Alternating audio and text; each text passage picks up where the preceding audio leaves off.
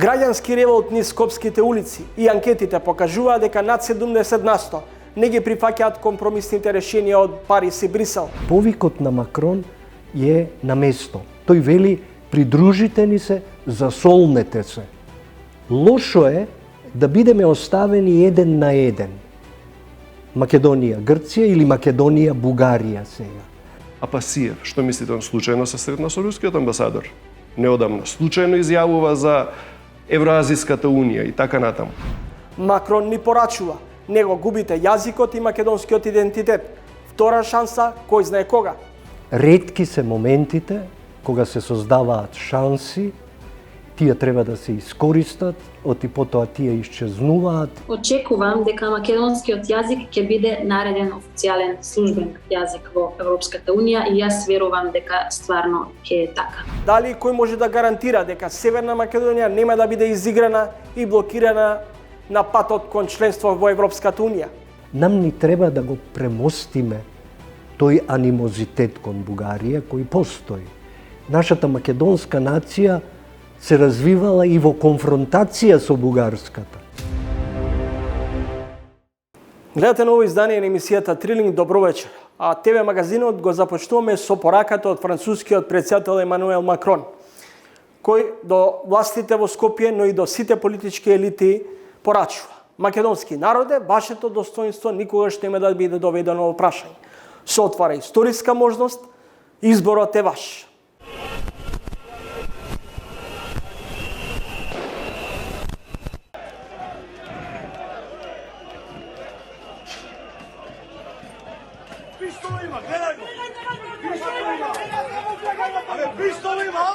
Очигледно ова ќе биде недела за нов тест на европскиот мотив во Северна Македонија.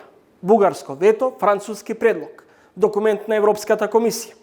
Како и да е оформен, што и да се наметнува, одговорот на крајот сепак лежи во Скопје.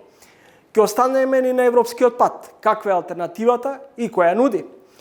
На почетоците бевме со дозирани информации и различни читања на условите за старт на скенирањето на институциите и законодавството во Северна Македонија. Има уште време за промислување.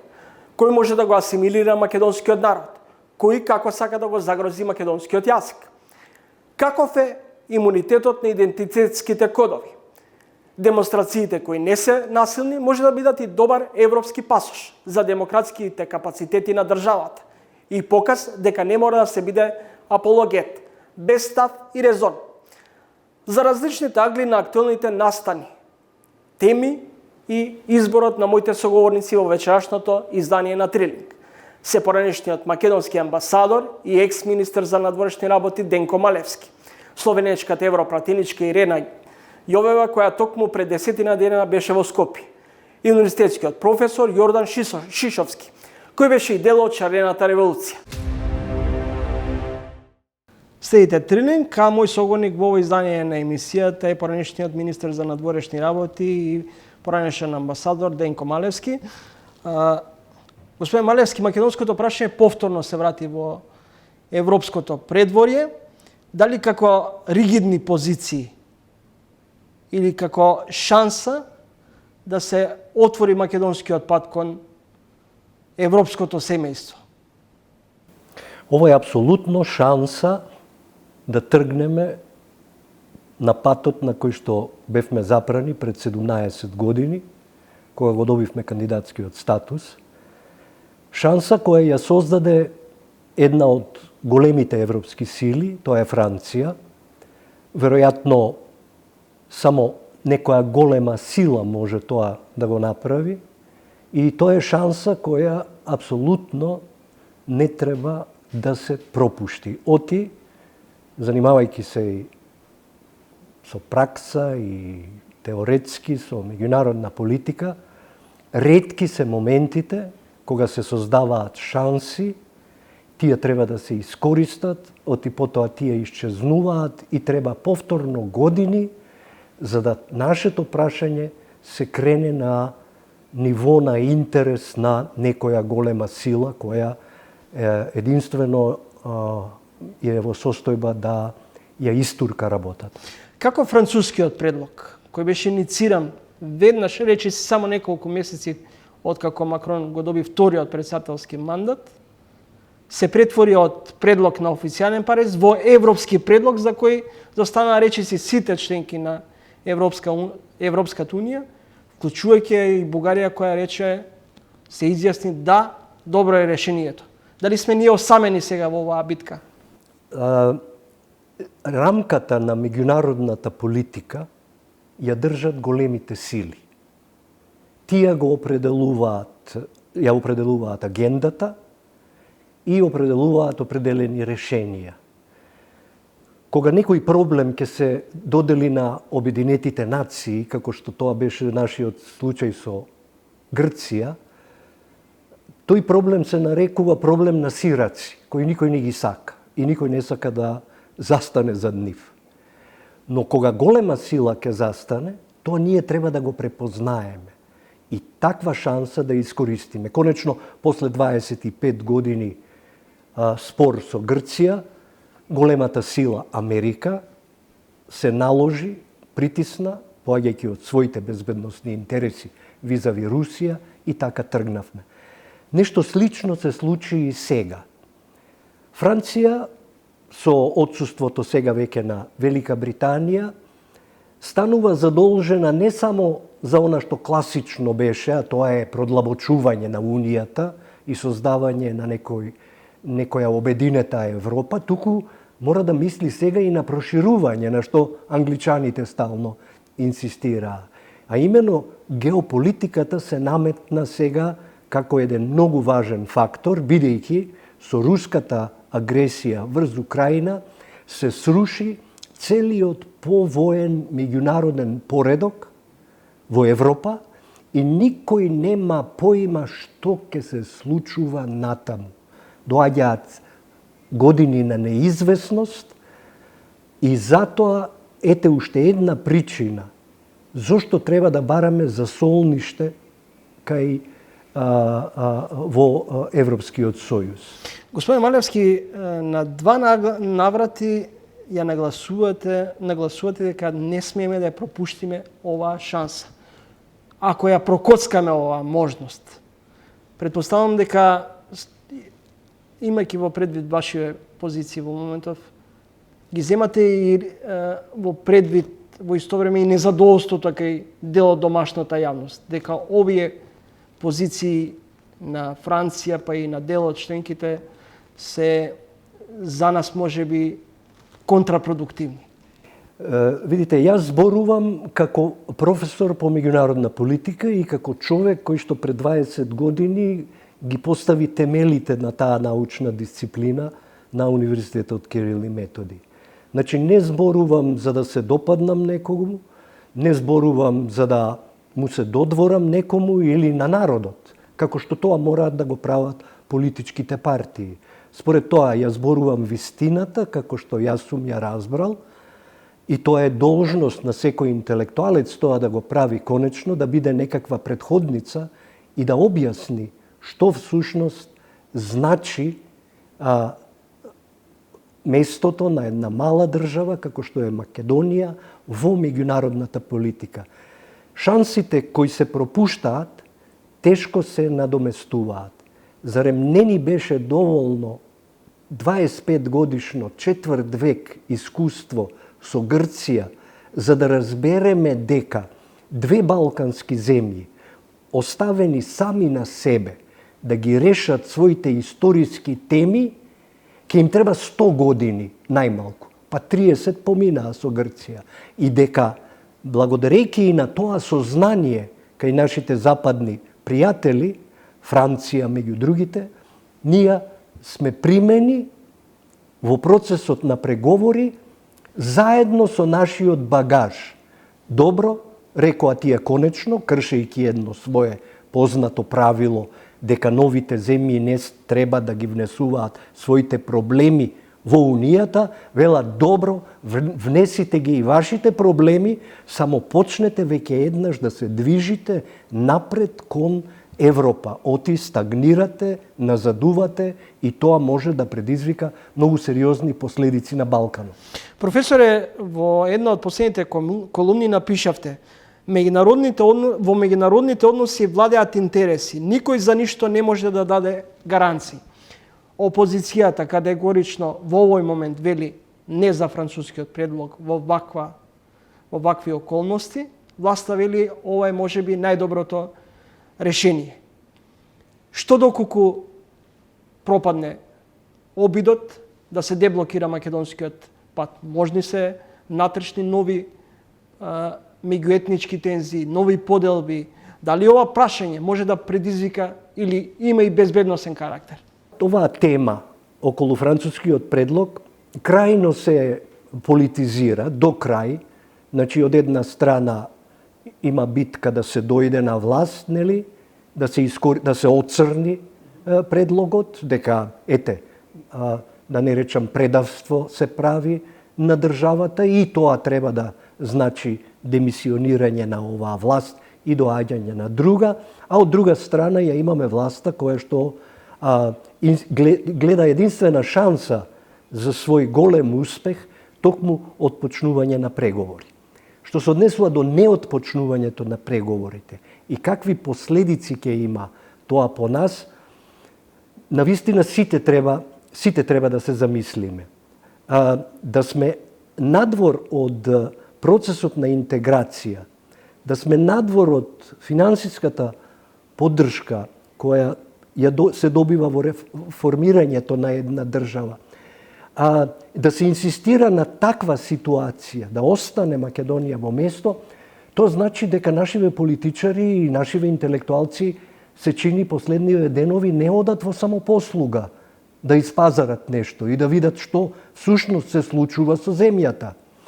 Драматични работи можат да се случат во наредната година со војната во Украина, со економската криза, со гладот кој може да биде предизвикан сега од затварањето на житниците на Русија и на Украина, со бегалски кризи и сето тоа што може да се случи на една мала земја. Оттаму повикот на Макрон е на место. Тој вели, придружите ни се, засолнете се. Професоре, дали оваа политика актуелна што ја води Бугарија кон Македонија може би подсетува на времето на живковизмот, кога се македонско се негираше? Ние сега имаме работа со една друга Бугарија. Тоа не е Бугарија на Тодор Живков и тоа не е Бугарија на советскиот режим инсталиран од Москва. Бугарија е сега една демократија. Во Бугарија имаме од националисти до либерално настроени луѓе кои нашата јавност сака да ги слуша, бидејќи имаат апсолутно разбирање за нашата нација, за нашата држава и за нашата посебност.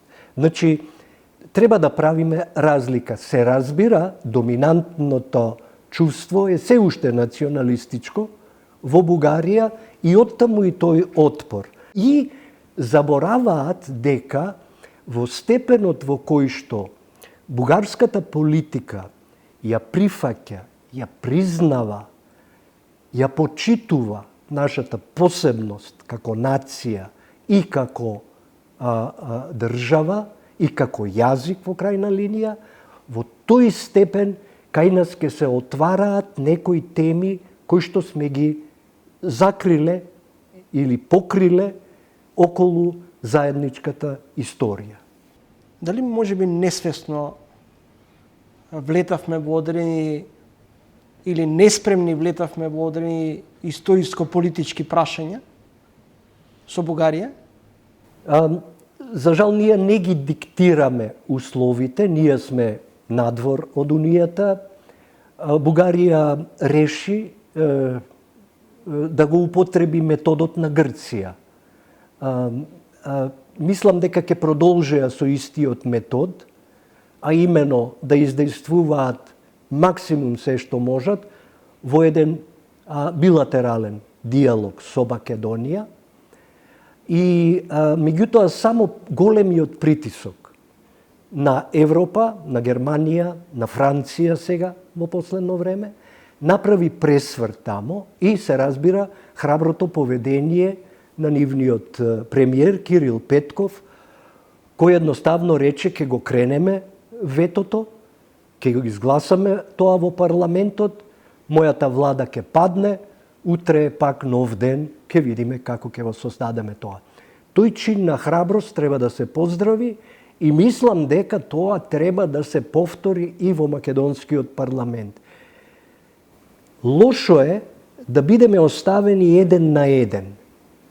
Македонија, Грција или Македонија, Бугарија сега. Добро е да сме под надзор на Европа, што во основа се случува со овој предлог. Сепак постојат некои правила на поведение тамо кои што се малку поинакви од балканските.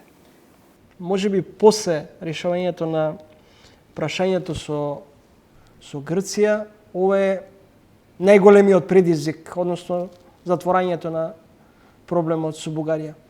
Дали при потпишувањето на договорот 2017 меѓу Заев и Борисов, бевме спремни или свесни дека може да ни се случи Бугарија всушност да ги подигне своите барања? Во тој момент се чинеше дека тоа е она што и треба на Македонија. И всушност, ако погледнете долгорочно, нам како мала земја ни треба пријатели. Нам ни треба да го премостиме тој анимозитет кон Бугарија кој постои. Нашата македонска нација се развивала и во конфронтација со бугарската. Меѓутоа сега сме афирмирани како нација, како литература, како јазик. И сето тоа сега мора да се префрли на еден друг колосек. Не на конфронтација, туку на соработка. Според тоа, намерите на оние кои ги подпиша договорите, и по-конкретно овој договор за добрососедство и пријателство, беа сосема на место. Тоа што подоцна се заклучи дека некои интерпретации различно ги разбираме, па тоа е работа на дебата и на нивно надминување. Францускиот предлог влегува во собранието, се формира работни групи на речиси клучните политички партиски чинители. Кој треба да ја донесе конечната одлука? Собранието, владата, и како би се извеле во вакви околности уставните промени? За кои ВМРО-ДПМН велат не, се дека не ги започнеме преговорите? Во ред е собранието да отвори дебата и доколку така се одлучи да има и гласање, да речеме на ист начин како што тоа се случи и во бугарскиот парламент. Тоа е патот, ми се чини. Како ќе биде гласањето во врска со промената на уставот, тоа е веќе нешто што е подалечно. А имено, со одобрувањето на францускиот план во Македонското собрание, ние отпочнуваме процес на преговори.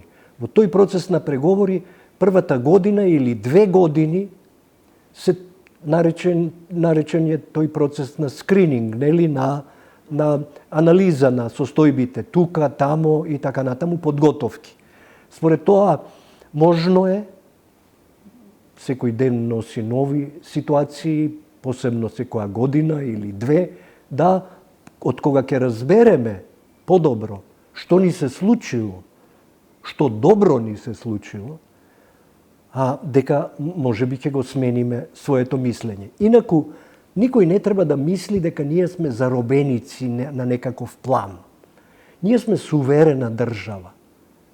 Ние можеме да кажеме не. Можеме да кажеме не во секој момент од тие долгогодишни преговори. Но преговарајќи, ние ќе се движиме напред, ќе се европеизираме. Оти тезата дека треба да се затвориме и меѓу себе да почнеме да се европеизираме е навистина никаква теза.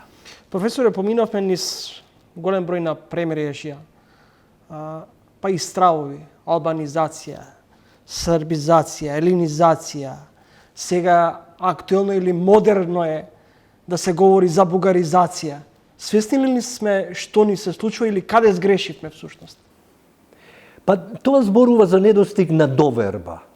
Јас никогаш не сум го ставал под знак на прашање ниту својот идентитет национален, ниту својот јазик. Мислам дека имаме прекрасен јазик, создаден врз овој наш словенски, македонски дијалект. Мислам дека имаме навистина еден преубав јазик. Така што емоциите на луѓето зависат и од сигурноста која тие чувствуваат. Еден преплашен народ кој е злоупотребува, многу често злоставуван од политичарите, со еден катастрофален речник, непримерен, во секојдневието, е исплашен, се разбира. И обичниот човек кој се бори за парче леб, нема време да чита, да мисли, да доаѓа до некои заклучоци, делува по емоции. Тие емоции се злоупотребуваат, но најголеми виновници се интелектуалците кои знаат како е, ама не кажуваат, само за да профитираат во определена ситуација. Се манипулирали со идентитетските прашања? Апсолутно се манипулира. Ние после 70 и кусур години независна држава, со јазик кој што е запишан уште 50-тите или 60-тите во јазичната карта на Европа, како македонски, ние постојано се проблематизираме самите себе си. Не сваќаме дека најголема афирмација на македонскиот јазик, најголема афирмација на македонската нација е да бидеш прифатен во европското семејство на нации и тие да ти бидат партнери. Почитани речи, следите тренинг, мој соговорник е поранешниот министер за надворешни работи Денко Малевски. Професоре, каде води патот на Скопје? Кон Европската унија? Кон натрешно само задоволување до степен дека не ни треба Европска унија по секоја цена, па макар, како што еден професор неодамна рече, макар јаделе и корење, но ние нема да дозволиме да не обезличат. Тоа е погрешниот пат. Погрешен пат кој вели да се затвориме и ние меѓу себе ќе се европеизираме. Тоа никогаш нема да се случи. Ние треба да влеземе во оваа храбро во оваа, така да кажам, авантура. Храбро да влеземе во неа и така да ја афирмираме нацијата своја и така да го афирмираме нашиот јазик таму во Европа. И сите непознаници со кои што ќе се соочиме во тие паралелни преговори што ќе ги имаме со Бугарија, сето тоа да биде пред лицето на Европа. Ние нема од што да се плашиме. Ние ја имаме сегашноста и ние ја имаме иднината. Наша е. Колку од минатото било заедничко или незаедничко, од кога ќе се абсолвира таа тема, ќе се види колку е тоа безвремие. Говорите за иднината и сегашноста, но очигледно сме заробеници се уште на минатото. Апсолутно, тоа е прастара дебата на народите на Балканот. Па не случајно Черчил го рекол она дека тие народи произведуваат историја повеќе од колку што можат да соџвакаат. И тоа е така. Вие сте еден од ретките кој го пофали шефот на дипломатијата Бујар Османи за неговите дипломатски вештини, особено во завршницата од дијалогот Скопје-Софија. Она што мене ми остави помалку впечаток, една негова изјава која води до степен на загриженост дека доколку ја пропуштиме оваа шанса и не го прифатиме францускиот предлог, постои опасност од меѓуетнички тензии. Може ли да ни се повтори и 27 април, имајќи го во предвид, речиси, неколкудневните протести низ скопските улици? И јас го пофалив министерот затоа што во еден кус период бев советник. Кус период, како што еден кус период бев советник и на председателот, кој после решија да ми се заблагодарат под притисок на јавноста, предпоставувам, и нели оние заканувачки прашања зарем овој човек го советува овој или овој оној и така натаму. Но, без оглед на тоа, мислам дека е посветен на својата работа. Во текот на тоа кратко наше запознавање, разбрав дека министерот Бујар Османи завршил на македонски јазик од прво оделение до факултет. И дека неговите партиски колеги знаат да се пошегуваат со него на начинот на кој што го зборува албанскиот, па му велат, бе ти зборуваш како македонски албански. Сакам да кажам, станува збор за човек кој што гледам е загрижен за државата и работи совесно. Што се однесува до така да кажам, забелешка дека тој се заканил со меѓуетнички односи, јас внимателно го слушав и тогаш кога зборуваше на телевизија. Набројувајќи што се може да и се случи на Македонија ако отстапи од патот на Европската Унија, спомна и можноста од нарушување на меѓуетничките односи. Јас тврдам дека е во право. Замислете ситуацијата во која Македонија стои, Албанија оди напред.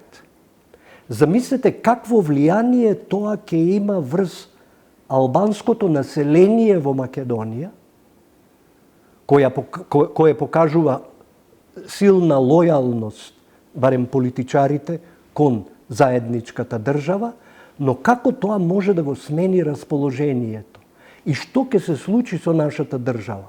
Сите ќе земат или бугарски пасоши или албански пасоши и на крајот ќе упропастиме приликата да ја зацврстиме државата и народот да ја гледа својата перспектива во Македонија како дел од Европа. Францускиот предлог. Сега веројатно влегуваме веќе во завршница да се изјасниме. Вие велите дека е добро тој да биде ставен на дневен ред во собранието, доколку останеме надвор од ЕУ. Дали ни следи политичка криза, предвремени избори, ескалација внатрешна?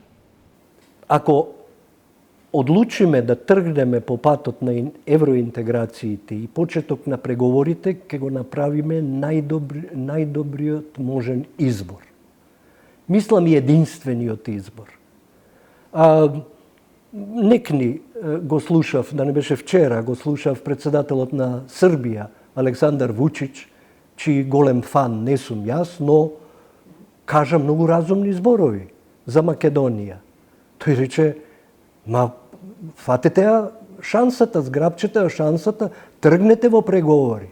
А тоа вели што ќе ви го оспоруваат овој или оној историски, тоа вика стално ќе биде. Но барем вие ќе тргнете по патот по кој што тргна и Србија. Србија има едно многу тешко прашање врзано за губење на територија, која сметаат за своја, а тоа е Косово. А сепак, тој рече, влеговме во процесот и добивме она што го очекувавме. Подем, економски, зборуваше за инвестиции, какви дошле, германски и други во Србија, и зборуваше дека тие се трансформираат во европска една држава, при што проблемот останува.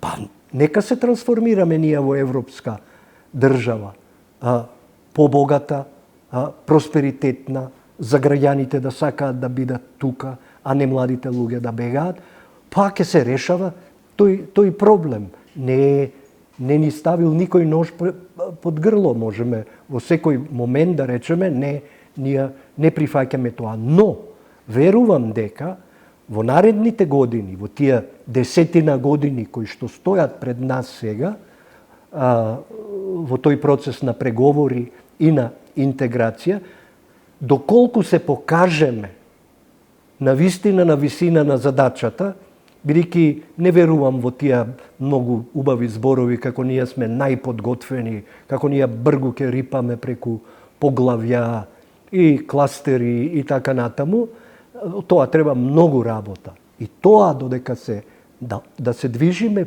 по таа траекторија и се разбира, Унијата очекува на крајот од тој пат и добрососедските односи со Бугарија да ги решиме. Брисел одобри нови 11 милиарди во наредните 7 години. Со претходните над 30 милиарди инвестиции во европска Бугарија, плюс 32 милиарди евра од други европски фондови за Бугарија. Србија со почетокот на преговорите стана држава со најголеми инвестиции во регионот. На Албанија ќе се посреќи со тоа што ќе се отворат енергетските извори со газ и нафта. Дали ова треба да биде доволен мотив и условно кажано да се чукнеме во главата што може да пропуштиме? Апсолутно го растова што го прочита е само статистика и која кажува дека има грижа од Унијата за своите членки и не знам у каква ментална состојба треба да е политичар на една земја и да каже дека тоа нам не ни треба. И не знам, како што кажав и предходно, дали воопшто одат во самопослуга и дали знаат колку изгледа една корпа, една кошница за месец дена во споредба со претходното лето. Ја сум запрепастен од тоа и се надевам дека на овој начин ќе се помогне на земјата, на државата, на народот да опстои и да почне да живее во некој по-просперитетен и по-цивилизиран свет. Ви благодарам за гостувањето во емисијата. Благодарам на поканата. Поштовани гледачи, тоа беше Денко Малевски, поранешен министер за надворешни работи и екс-амбасадор во Соединетите Американски држави. Во епицентарот сме на нови граѓанско-партиски протести како резултат на незадоволството од доставениот француски предлог. Овие протести многу често ги коментираат или наликуваат можеби на шарената револуција која стартуваше во 2016 година. Еден од оние кој беше дел од шарената револуција е универзитетскиот професор Јордан Шишовски, кој по своите политички убедувања има социјално либерални сваќања. Беше и дел од левица, од солидарност. Беше добар соработник на Димитар Апасиев. Добре дојдовте во емисијата. Има некаква допирна точка помеѓу шарената револуција која стартуваше 2016 и ова што денеска го гледаме низ скопските улици? Шарената револуција и предходно движењето Протестирам беа изградени од страна на прилично искусни активисти, кои што уште првите денови формираа координативни групи, имаше сериозна координација во однос на комуникација со јавност, во однос на какви пораки се допуштени, какви не се допуштени. Многу се внимаваше на сопирање на говорна омраза по етничка основа, по верска, по родова основа и така натаму. Имаше редарски служби и на тој начин имаше еден вид на, да речеме, цензура голема во однос на што е допуштено, што не е допуштено. И вториот елемент кој што беше многу значаен за успехот на овие движења беше што овие координативни групи беа отворени, имаше многу граѓани што учествуваа во сите тие дискусии, формираа политички барања. Значи, граѓаните што протестираа можеа да се идентификуваат не само со тоа за што се против, туку и за што се залагаат. Така што овие движења имаа нешто такво. Ова што деновиве го гледаме, не гледам таква јасна координираност, гледаме одредени сили кои што внатре политички, партиски, отворено на прв ред се нели тие две главно партии опозициони, кои што сето тоа го координираат, го носат, меѓутоа пораките што излагаат од таму, повторно не верувам дека се случајни, и целата таа омраза, шовинизмот што го слушаме, не верувам дека се случајни и граѓаните би требало да внимаваат, нели, за тоа кои сили. Дали ова граѓанско незадоволство е и политичко партиско инструментализирање? Видите, партиите, тоа им е работа, они секогаш се обидуваат да го инструментализираат незадоволството. Граѓанството незадоволство е големо и сите го чувствуваме на некој начин. И затоа граѓанските движења треба да создадат еден вид на бариера кон партиските интереси, да не бидат злоупотребени. И тоа беше главната улога на овие движења во минатото. Овде, за жал, не гледаме таква улога. Тргнавме и нема застанување. Беше еден од слоганите на шарената револуција 2016. Многумина велат шарената револуција ја постигна целта.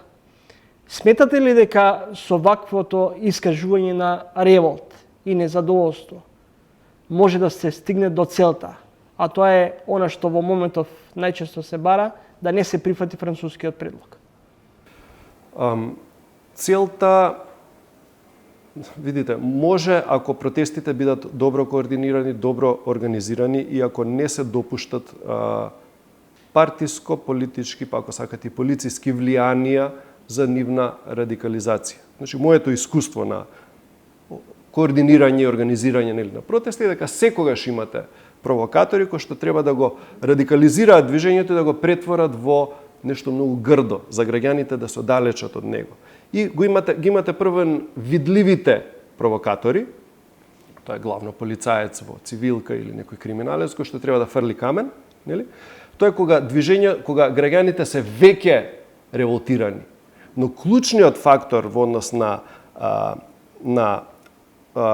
провокација на овие движења се оние агенти провокатори, тоа се луѓе обично со опортуни интереси кои што на долг рок работат во самите движења и се обидуваат да ги радикализираат.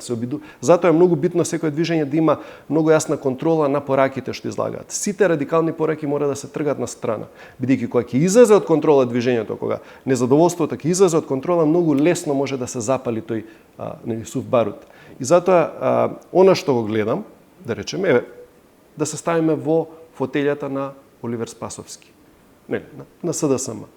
Што гледаме од другата страна? Гледаме незадоволство кое што треба на некој начин да се дискредитира. Ја гледаме партијата ДПМН, која што цело време кокетира со екстремизмот. Они секогаш се на граница, они кокетираат со русофилија, кокетираат со албанофобија, но никогаш не идат оној чекор до крај. Они секогаш, тоа е преговарачка тактика, ме разбирате, они велат, гледате, ние ги држиме под контрола овие, ако не ни удоволите, ќе ги пуштиме, како што ни ги пуштија на протестите околу црквата на плоштад и така натаму. 27-ми, исто така. Но генерално они не ја преминуваат таа линија. За СДСМ, ако седиме повторно во фотелјата на Спасовски, има потреба страшило, кој што ќе ги оцрни протестите, ќе го оцрни, кој што ќе направи видливо и експлицитно сето она што кај ВМРО е имплицитно. Кој што ќе докаже нивната теза дека руски шпиуни ја контролираат, нели? На CNN тоа би била добар хедлайн. Руските агенти создаваат екстремизам и така натаму и радикализам едно друго. И ако сум јас Спасовски, повторно кога ќе видам целата констелација на протестите, ќе најдам и многу лесно се наоѓа таа група која што е многу интересно би можел да ја си размислувам, нели? Да речеме левица. Апасиев, што мислите, он случајно се сретна со рускиот амбасадор? Неодамна случајно изјавува за Евроазиската унија и така натаму. Тоа е, според мене, страшилото кое што треба да ги оцрни овие протестите, да ја турне ВМРО во радикализам и целата протестно движење во радикализам, да создаде еден хаос кој што подоцна од обичните провокатори ќе биде ескалиран. И токму тоа го гледавме. Се сеќавате сликите на протестите од пред некој ден. Најмени фотографии го сликаат во пози, како грчкиот дискобол, како фрла нешто. Ме разбирате, тоа се многу интересни фотографии. Да сум јас, повторно ќе повторам, не знам, нели како стојат работите, но да сум јас Оливер Спасовски, Апасиев за мене би бил идеалниот кандидат за агент-провокатор. И затоа граѓаните треба да внимаваат што прават и сите оние сериозни протестирачи треба да формираат координативно тело и да ги тргнат ваквите расипани јаболка на страна. Од сите партии, сите поранешни бизнис партиски интереси, едноставно сите тие личности треба да се дистанцираат, ако сакаат движењето да ја постигне својата цел. На што се дължи овој растечки ова растечко антибугарско расположение? Дали тоа е одговор на тврдата политика на властите во Софија? Видете, македонско-бугарските односи се многу комплексни. Тие се протегаат наназад повеќе од 100 години. Тие се многу сме испреплетени во нашата историја и во добро и во лошо. После информбирото по-конкретно двете страни ја користеа образовните политики, ги користеа за да создаваат омраза и предрасуди меѓу двата народи. И затоа требаше овие работи да се средат на време, не се среде од двете страни. Но стоички гледано, ние немаме власт врз другите. Ме разбирате, ние имаме власт само на начинот на кој што ние ќе реагираме. И затоа вината не ја лоцирам таму, бидејќи немам контрола врз што се случува во бугарското општество. Вината за ескалацијата во овие неколку години ја лоцирам првин во договорот за добрососедство, кој што беше донесен на еден избрзан начин, без широка дискусија во општеството, кој што во него имаше една фабричка грешка. Тоа е членот 8, каде што се договараат некакви постигнување на научна вистина, согласно за научна вистина. Замислете, во 21 век, дури ни за физиката имате различни интерпретации на квантната физика, не па за историјата. Тоа беше комплетно абсурден член, потоа карактерот и лидерските вештини на господинот Заев, кој што беше тип на човек, баба ми ги нарекуваше тие трчи лажи. Разбирате, ветуваат дрва, брда и долини, подоцна ништо не остваруваат. Во Бугарија се создаде, добија надеж дека ќе добијат многу, изгубија многу и почнаа агресивно да се насуваат, да навредуваат, да не омаловажуваат како нација. И тука третиот и клучен фактор, мислам, беше молкот на македонските институции. Разбирате, кој државата служи за да ве заштити вас, да го заштити вашиот тело, вашиот имот и вашиот интегритет како личност. Во нападите од страна на агентот Иван, Каракачанов, Захариев и така натаму, во кој се навредуваше македонскиот народ, ниту председателот, ниту Министерството за надворешни работи, ниту премиерот, ниту еднаш не реагираа. Има едноставни, не треба да удираат на маса, но тие молчеа и на тој начин создадоа еден вакуум во лидерството, кој што беше пополнет од политичките кловнови. Споменав еден, другиот е од опозиционата ВМРО, ДПМН и така натаму, кои што внесоа омраза и го артикулира овој оправдан револт го преточија во омраза. Но главната вина, освен кај овие политички опортунисти и кловнови, ја лоцирам во недостатокот на политичко лидерство во клучните позиции на власт. Професоре, би дал само една споредба. Сега се случува војната во Украина. Гледајте го гледајте ги капацитетите на Зеленски. Тој се бори за опстанокот на својата држава и на својот народ.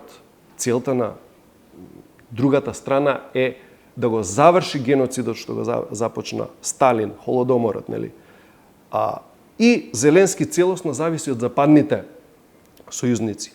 Но тој ниеднаш не се двоуми да ги искара, се сеќавате го искара Шолц, го искара Макрон, го искара дури и Бајден, кога тоа требаше, без да удира на маса. Се однесуваше крајно достоинствено кон својата позиција на лидер и кон својата нација и кон своите сојузници.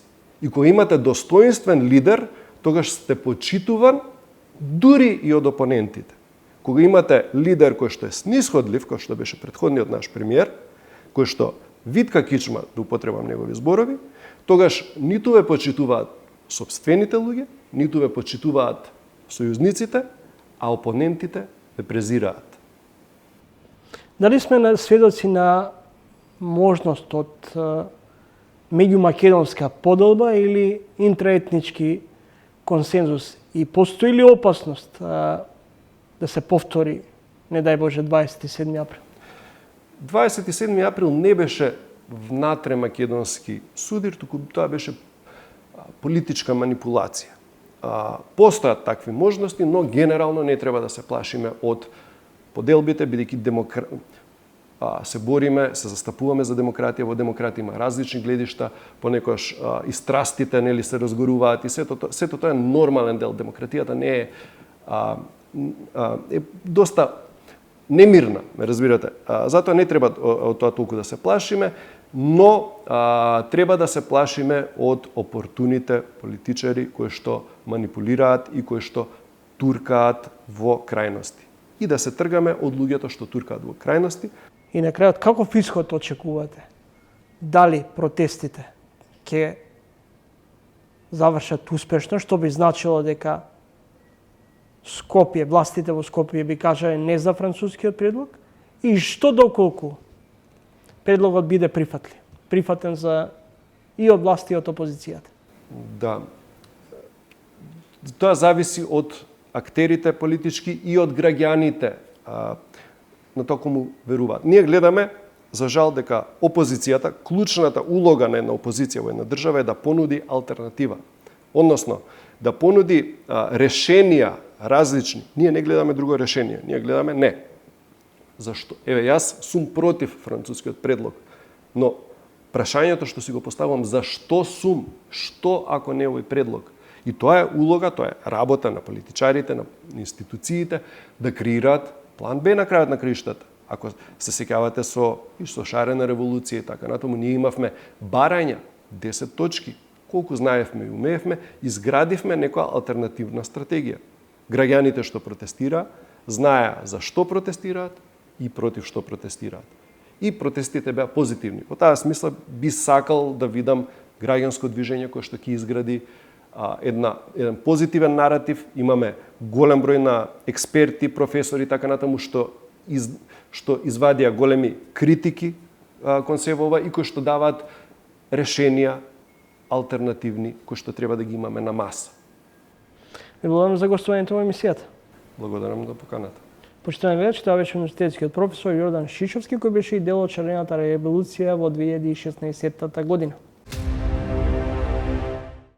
Таа е словенечка европратеничка во групацијата на либералите. Има македонско потекло, екс-новинар, мајка на едно дете кое понекогаш ја придружува на низините службени патувања во Брисел, Страсбург и Скопје. Магистрирала на тема македонските евроинтегративни процеси. Ирена Јовева неодамна беше во Скопје со мешовитата Европратеничка комисија. Европарламентот е во постојана соработка со Северна Македонија. Ако има политичка волја, во Скопје и Софија може повторно да се затоплат односите меѓу двете соседни земји, проценува Европратеничката Јовева. Таа смета дека ставовите на дел од земјите членки во однос на македонското прашање се некоректни. Но сепак, изборот дали Македонија ќе го прифати францускиот предлог зависи пред се од политичките елити во Скопје. Јас знам и разбирам дека многу е тешко да се слуша нон-стоп едно исто и мене ми е некогаш, како да кажам, незгодно, бидејќи се чувствувам дека зборувам нон-стоп едно исто, ама просто не сакам да дојде до тоа да изгубиме тотално довербата или кредибилноста, посебно на Европската Унија, и затоа јас верувам дека се уште е можен договор, таков кој што ќе е прифатлив за сите страни и таков кој што нема да понижува ни една ни друга страна, посебно да не ги понижува луѓето кои што се тие што заслужуваат подобар живот. Не сметате ли дека сепак Брисел, односно земјите членки и Европската унија на некој начин го изгуби кредибилитетот, особено во политиките кон земјите од Западен Балкан, со постојано поставување на некакви нови услови за давање на зелено светло за почеток на преговори? Да, сметам дека го губат кредибилитетот се уште и дека го нема веќе многу и јасно ми е дека и на народот има више преку глава да слушат нон-стоп некои ветувања кои на крајот на денот никогаш не се исполнети.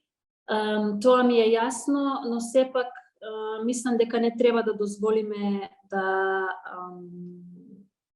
да победи некој кој што ја искористува ситуацијата само поради тоа што е земја членка на Европската унија и само поради тоа што има право на вето, затоа што постојат 26 земји со да и една земја со не.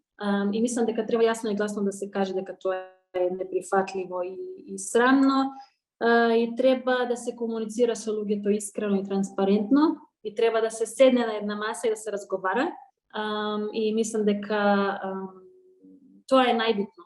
Дали не сметате дека со понудениот француски предлог, кој всушност сега стана и европски предлог, на некој начин, всушност ова е преседан во европската политика кон земјите од аспиранти за членство? Јас можам да ви кажам дека Западниот Балкан за Европската унија, значи Европската унија како целосна, значи како целина е стратешки приоритет. Може би сега ова не е толку очигледно во оваа ситуација, ама стварно е така и да, преседан е, ама јас стварно ќе останам оптимист и верувам дека на крајот како и да е ќе сватат сите страни дека најдобро е за сите и Северна Македонија, па и Албанија, па и останатите земји од регионот да се дел на Европската унија, затоа што јас бев пред 10 дена во Скопје и таму слушнав неколку пати нема друга алтернатива, има други алтернативи, ама не се добри. Уствари опасни се тие други алтернативи. Ова е најдобра алтернатива и тоа кога ќе го сватат сите, јас мислам дека ќе биде се како што треба. А за ова што се прави сега, тоа е, јас мислам, неприфатливо и срамотно, како што кажав, посебно на една држава членка, да го прави тоа. Францускиот предлог, како предлог, е окей за да се почнат некои разговори, ама не е окей нормално сега да се прифати се како што е запишано, како што кажав, не смее да се понизува ни една ни друга страна и верувам дека на крајот ќе се најде некое решение кое што ќе е прифатливо за сите. Кога сме кај францускиот предлог во домашната јавност, всушност меѓу македонските политички елити постои разногласие. Едни сметаат дека ова е најдоброто можно досегашно решение, додека други пак ова го оценуваат како уште еден чекор наназад и можност за национално разнебитување на државата. Нормално е секогаш за било што, нели, тие внатрешни политики се во секоја земја посебни, нормално дека една страна ќе збори едно, друга страна ќе збори друго, ама јас сепак мислам дека во овој момент треба сите страни и во Северна Македонија да седнат заедно и да се договорат и да зборат едногласно, затоа што треба да разберат дека ова е ќе е најдобро за граѓаните. Не е сега момент да се тражат или предвремени избори или да се тражи не знам што се некои внатреполитични интереси да се да се прават сега, туку треба да се седне, да се договоре и да се договоре со еден став да се разговара и со Бугарија и со Европската унија. Тоа додека не се направи, можеби уште потешко ќе се надминат сите проблеми што се сега и уште потешко ќе се чекори по патот кон интеграцијата. Госпожа Јова, пред речиси 10 дена бевте во Скопје, имавте средби со речиси сите политички чинители. Прашањето кое ми се наметнува, каков беше вашиот впечаток по средбите со опозицијските партии, лидерите на опозицијските партии? Пред се говорам на ВМРО-ДПМН, која засега тврдо стои на ставот дека ова е францускиот предлог во моментов е лош и дека тие нема да дадат зелено светло во услови кога има барања кои за нив се неприфатливи. Да. Јас разбирам дека има некои за некого неприфатливи работи во тој предлог, ама токму поради тоа мислам дека треба да се има диалог. Јас добив впечаток после тие состанци, а посебно после нашата сесија заедничка што беше со представниците од Собрање и со представниците на нас од Европскиот парламент, кога ВМРО ја напуштија сесијата протесно. Тоа по мене не е добар сигнал за тоа што треба да се дешава во овој момент во македонската држава, а тоа е да се разговара со еден став. И јас, за жал, добив впечаток дека внатрешните интереси или внатрешната политика е побитна од интересите на целата земја, оствари на сите граѓани и граѓанки на Северна Македонија. За жал. Македонската јавност е сензитивна во однос на најновиот развој во релациите Скопје-Софија, особено после понудениот предлог од Париз. Прашањето моje е директно до вас. Дали во заклучоците, односно во записниците од Европската унија, исклучиво ќе стои македонски јазик? Јас на мојата, таа што ја кажав, последна посета во Скопје, зборував на македонски јазик како представник од Европскиот парламент и кажав дека очекувам дека македонскиот јазик ќе биде нареден официјален службен јазик во Европската унија и јас верувам дека стварно ќе е така. Мора да е така. Колку за вас е прифатливо Бугарија да го условува членството, односно почетокот на преговори за Северна Македонија со Европската унија со барање најпрво да се остварат, односно да реализираат уставните промени, па потоа да стартува диалогот Европска унија Северна Македонија? Не е прифатливо воопште. Како што кажав, билатералните прашања се решават, треба да се решават билатерално и малку ја и чудно како до сега немаше проблем. Предходните години, барем не толку голем проблем за да се блокира соседната држава, а сега проблемот демек не може да се реши на начин на кој што мора да се решава. Тоа на многу луѓе не им е јасно и, како што кажав, стварно е неприфатливо. Сите земји кои што беа на тој пат имаа проблеми, и Словенија имаше проблеми, и Хрватска имаше проблеми поради Словенија, ама на крај сите билатерални прашања се решаваа помеѓу двете земји. Тоа мора да остане така. Како е возможно францускиот предлог сега да стане предлог всушност прифатлив за сите европски членки? Дали тоа е на некој начин мајоризација од страна на Бугарија кон Северна Македонија? Мајоризација може да се каже само поради тоа што Бугарија е земја членка на Европската унија и затоа ги користи некои работи кои што не би смела да ги користи, ама процесот тука е таков како што е и во Советот важи само едногласно прифаќање на било што. Ама сепак мислам дека на крај ако сите зборуваме едногласно, значи и останатите 26 земји членки, па и сите политички партии во Северна Македонија, ако зборуваме сите едногласно, мислам дека на крајот и Бугарија ќе свати дека нема да може така да се решават тие работи, ама тука да мислам дека и Европската унија треба јасно и гласно тоа да го каже. Мислам дека се уште го нема кажано тоа на тој начин. Јас ќе направам се што можам да го променам тоа. Ви благодарам за издвоеното време. Фала и на вас.